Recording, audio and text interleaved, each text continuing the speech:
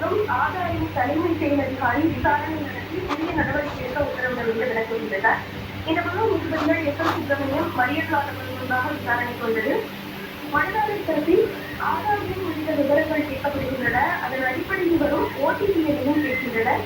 உறுப்பினர் ராமலிங்கை மகளிர் உரிமை தொகை போன்ற மனிதர்கள் கிடைக்காது எனவும் கூறுகின்றனர் என தெரிவிக்கப்பட்டது.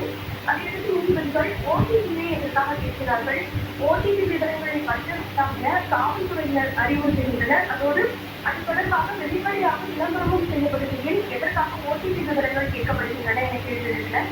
அரசு தரப்பில் திமுக சார்பில் உறுப்பினர் சேர்க்கைக்காக இந்த பிரச்சாரம் செய்யப்படுகிறது என தெரிவிக்கப்பட்டது.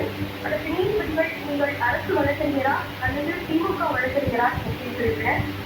தொடர்ந்து ஆதார் தொடர்பான விவரங்களை சேகரிக்கும் அந்த பணி தனியார் நிறுவனத்திடம் ஒப்படைக்கப்பட்டுள்ள நிலையில் அமெரிக்கா போன்ற நிறுவனங்களுக்கு, அதாவது வெளிநாடுகளில் உள்ள நிறுவனங்களுக்கு இதனை விற்பனை செய்தால் என்ன செய்வது, இந்திய மக்கள் இவ்வாறுதான் கையாளப்படுவார்களா என கேள்வி எழுப்பினர். தொடர்ந்து தனது கட்சியின் உறுப்பினர் விவரங்களை சேகரிப்பதில் தவறில்லை, ஆனால் அந்த விவரங்கள் எவ்வாறு கையாளப்படும், எவ்வாறு பாதுகாக்கப்படும், எவ்வாறு அளிக்கப்படும் என்பது தொடர்பான எந்த திட்டமும் விவரங்களும் இல்லை.